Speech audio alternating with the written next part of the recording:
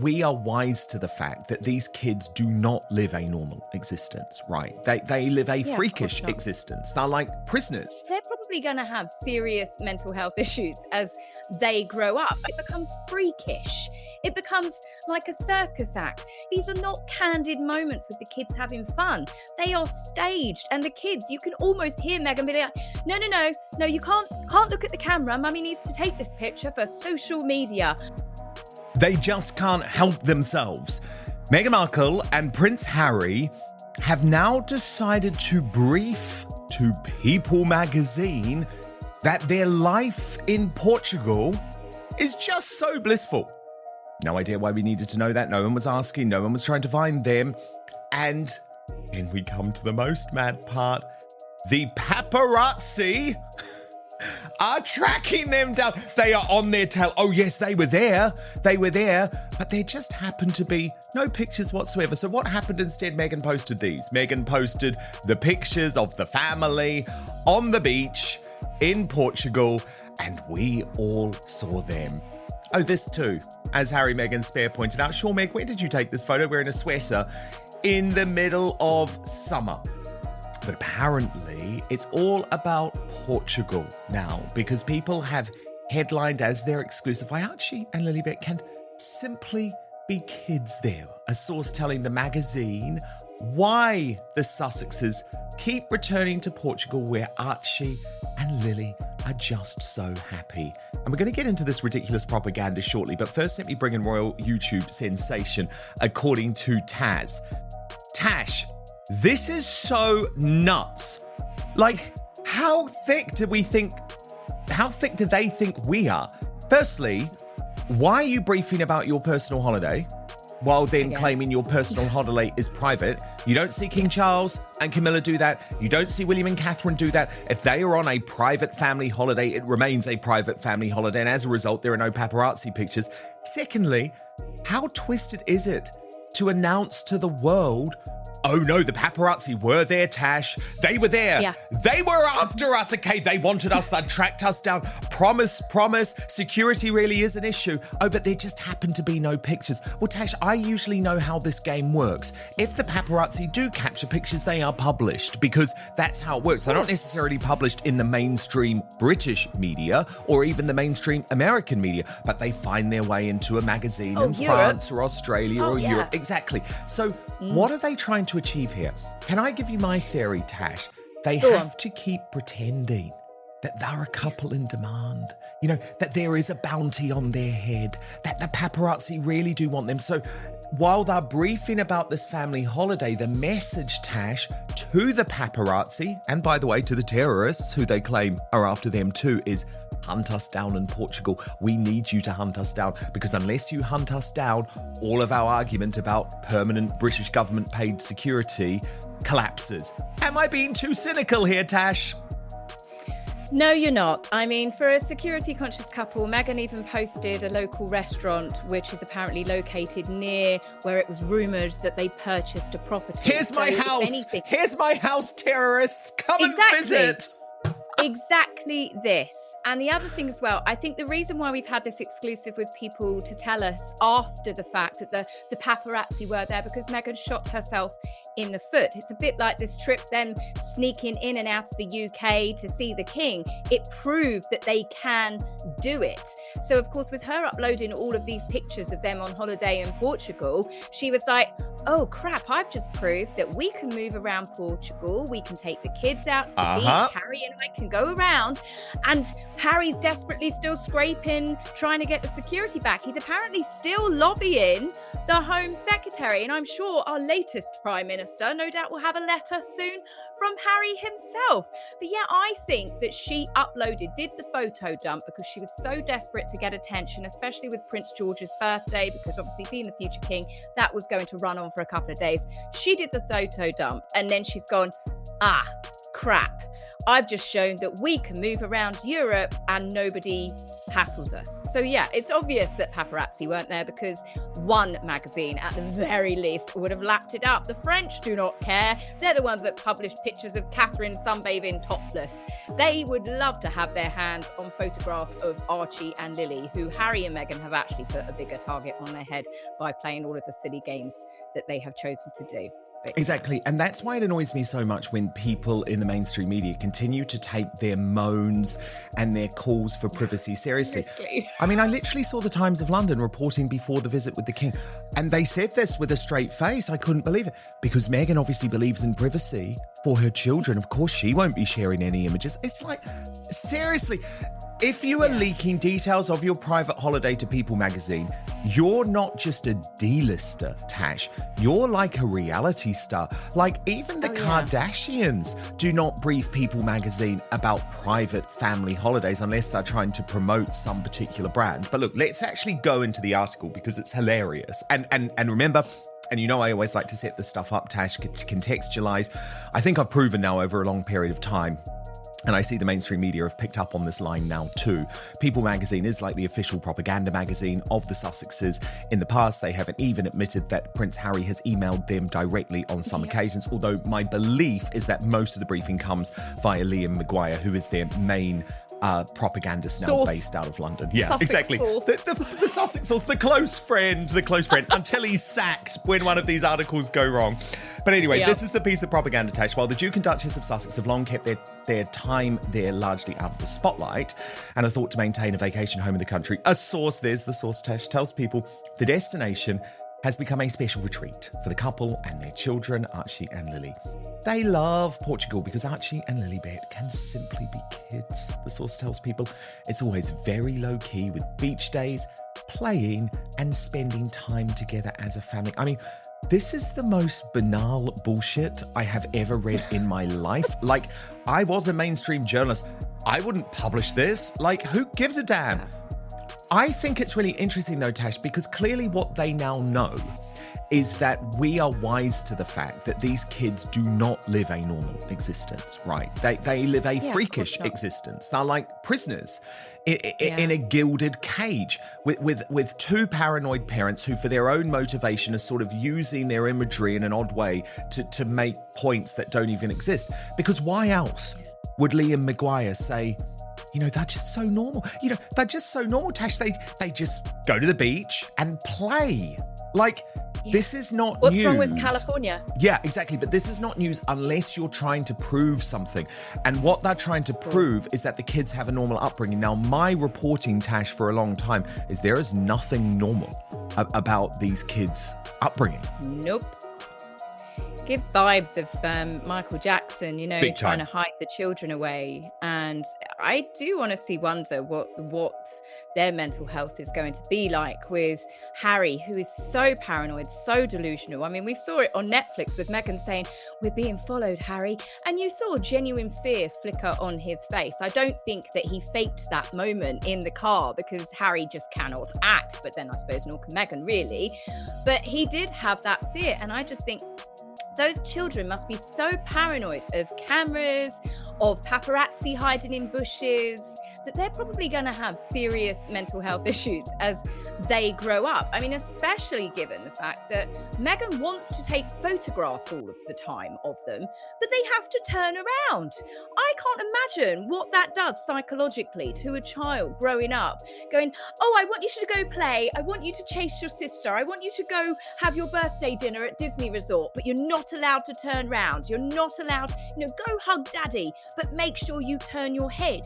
It's bizarre. I mean, I do understand some parents don't want to expose their children on social media, the internet. It's dangerous, of course it is. But obviously, when you have the number of photographs that she's released, it becomes freakish. It becomes like a circus act. Lots of parents have pictures of their children's backs of their heads because kids run around, they don't sit still. But these are so heavily contrived and so posed. And I think that's why the children always look so rigid, because these are not candid moments with the kids having fun. They are staged. And the kids, you can almost hear Meghan be like, no, you can't look at the camera. Mummy needs to take this picture for social media. But for the rest of the parents out there, remember the dangers of your children being on social media. It's madness. Fresh Harry and Meghan updates every single day. Yes, the ones the Montecito Mafia and MSM don't want out there. Subscribe to Outspoken for daily royal coverage. It's completely free.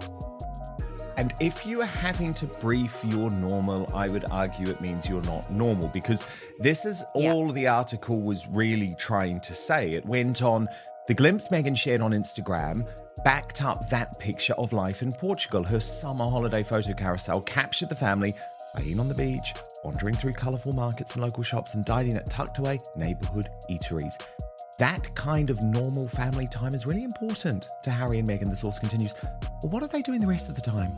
I ask, because they're not working. So clearly it's not normal family time in Montecito. But again, that backs our reporting, Tash, because they are not raised really by Harry and Meghan, are they? They're raised by the army of nannies. That's why the photos are so bizarre, Dan. They're not families having fun. I mean, the photographs we get of the Wales children lying in the grass with their parents, they're all genuinely laughing and giggling or jumping over sand dunes. They're laughing as they're mid-air. These are not children interacting and having fun. And as for Meghan saying, oh, it shows, well, obviously People Magazine and Liam Maguire saying, you know, this shows them a normal family having fun. Yes, as the dad and the kids are all told to face one direction as Meghan gives herself a wedgie with her black swimsuit on the beach. I mean, I really do not understand why these pictures were released, but then we get a press release to accompany them to say, this just looks like normal family fun. No, it doesn't. It looks weird. It looks staged because, again, it's always so performative. And as for Meghan, why is she giving herself a wedgie? Why did she think that was a good photograph to upload? I think the swimsuit was already high enough. We just didn't need that added extra, you know? And then we come to this sort of like, please come and find us point where people goes on. The Sussexes have been linked to Portugal for several years, with reports suggesting they purchased a vacation home near the Costa Terra Golf and Ocean Club on the Alentejo coast. While they have never publicly confirmed those reports, the country has increasingly become associated with the family's most private getaway. So in other words, we're confirming the reports to people right now. Yeah. Harry also has close family ties to Portugal. His cousin, Princess Eugenie, and her husband, Jack Brooksbank, split their time between the UK and Portugal after Brooksbank accepted a job there in 2022. The couple, who share sons August and Ernest, own a home at the Costa Terra Golf and Ocean Club, a luxury development on the coast south of Lisbon. Portugal also offers a practical advantage, just a roughly 2.5 to 3 hour flight from the UK. It allows the family to be far closer to Harry's home country than when they're in California. Sources close to the Duke of Sussex have long said he hopes to spend more time in Britain with family, friends, and the charity and organisation continues to support through ongoing security concerns have complicated those plans. Well, again, I just call bullshit on this, Tash, because what I'm very sick of, I don't know about you, but I'm very sick of mainstream media propagandists trying to rewrite history. Sources close to the Sussexes have not long said he hopes to spend more time in Britain with the family. Indeed, for a very, very long time, Tash, until the money ran out, they were actually reporting quite the opposite, that they never wanted to return. Exactly, he loves it. It was his new home. Yeah, I know. It is bullshit. It's this big turnaround. The mainstream media have done a turnaround because there are people obviously trying to, I would say, aid and abet Harry and Meghan's return to the UK. And it is just a turn of events. We saw it happen as soon as the deals started drying up, especially Netflix. I mean, that was the final death blow, as it were. But once it became more apparent that they weren't breaking Hollywood, the A-listers were shutting the doors. No one was giving them blank checks anymore. They'd lost Spotify, they'd lost Netflix. No one was paying, £500,000 for them to speak publicly. They couldn't even fill seats when they were in Australia. So, of course, they've had this panic going, we need to continue our lifestyle. The only thing left that we've got to do is to fake having some humble pie. But they're not apologising. They've never once turned around and said, we're sorry for the accusations that we did, even though that a lot of them have turned out to be lies. This is just them trying to steamroll, to railroad their way back into the public's, not the good books, because the public are going to be far harder than King Charles. That I'm certain. But it's them trying to push this narrative that they can just simply change their minds and come back. They're well-loved family members. No, they're not. They are not. And the royals have obviously got their doors firmly shut. And I think even the king is giving them some very serious side eye. But it's just this same rinse and repeat. Even this morning I woke up, we've got GB News, one of our least favourite channels, Dan? GB News saying that the king has allowed Harry to stay at Buckingham Palace when he comes back. And you're like, did you just copy and paste this? Because it's this exactly the same as we heard all of last month into the build-up of them coming. Stop telling people no one cares. But Harry isn't staying at his dad's place. He's not staying inside a royal residence, a private residence. He's staying at Buckingham Palace where I suppose dignitaries and other politicians and people come stay. Like basically the equivalent of the palace Airbnb. So Harry's not being welcomed back, but they're constantly pushing this at the same time. The Sussex propaganda people are as well. But yeah. Yeah, well, that's Cameron Walker. He's BFFs with Omid Scobie, and so Omid Scobie got him involved in this sort of Sussex camp, and now he is one of their propagandists, probably their main propagandist in the broadcast media, alongside Chris Shipp of woke ITV. The horticulturist expert. But there's definitely like a big briefing campaign going on, because of course it was Matt Wilkinson in The Sun who first ran the story that Harry had been re-offered Buckingham Palace. But on this whole Portugal situation, I enjoyed the take of Brittany of the Royal News Network, who said, and this was something that I was thinking too, Tash, how can they not be kids in California where they aren't bothered at all? And the only pictures that appear are from their mother. Not sure what the point of these leaks are, unless Harry and Meghan are going to relocate eventually to Portugal. And I don't think that is the case at all. I don't think that's the plan at all. I think the point of the leaks is twofold. Firstly, to try and convince a very sort of skeptical public, for good reason, that these guys are normal when there's nothing normal about their upbringing, and we know that. And then secondly, to try and actually suggest that they get photographed in these places, because that's what would help their cause. And then that brings me to... That's exactly what they're up to. Yeah, because that brings me to the second most bonkers leak of the week. And again, the mainstream media just looked over this one. And I guess there's been so much going on this week. But it's Jack Royston in Newsweek. Now, again, I like to paint a bit of a picture about where these sort of mainstream journalists come from. He used to be at The Sun. I knew him then, actually. Then he became the ultimate propagandist for Prince Harry and Meghan Markle at Newsweek. I think he understood he couldn't keep doing that because public opinion had turned so strongly against him. Yeah, well, I think he saw the half light. Do you know what I mean? He saw the half light, because he still will take a bit of their propaganda. And that's what he's done this week, because basically he is pushing this idea. And Jack, you should wise up, that the paparazzi are after them but couldn't find them. Trust me, right? I know how the paparazzi operate. If they really want to find you, they find you. You know, I've been found by the paparazzi. I've also understood what it's like when the paparazzi are trying to find a new couple like Taylor Swift and Tom Hiddleston or something like that. They find you. And Meghan and Harry have signposted where they are. But anyway, let me take you through. Literally. Yeah, literally, exactly. Come and find us. This is the restaurant just down the road. You can come see us here.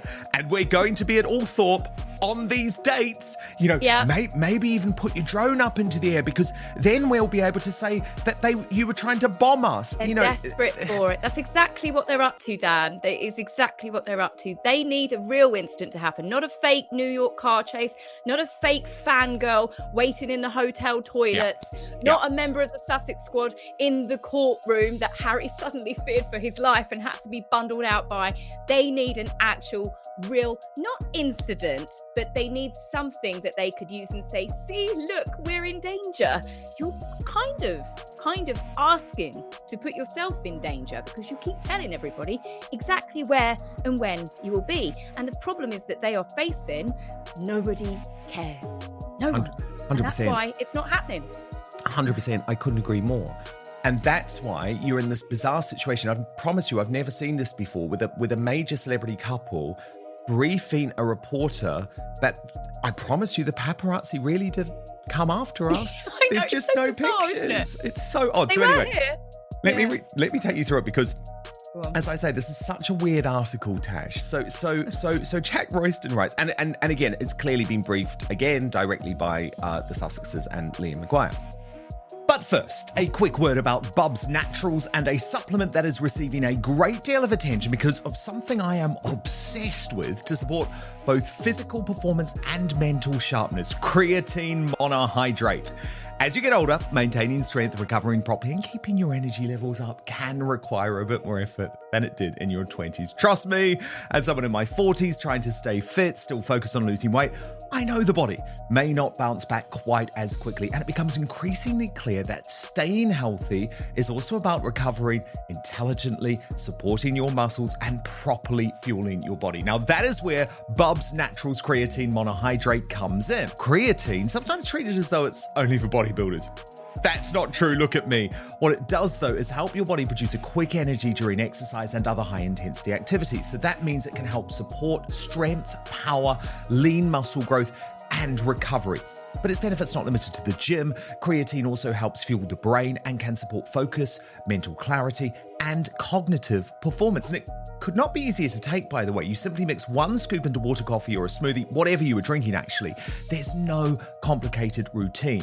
And importantly, Bubs does creatine properly. Its creatine monohydrate is made using CreaPure, which is widely regarded as the gold standard. No fillers, dyes, artificial additives, sweeteners, or unnecessary ingredients. Bubs Naturals, by the way, is really something you should know about. It also makes collagen peptides to support joints, skin, hair, nails, and recovery.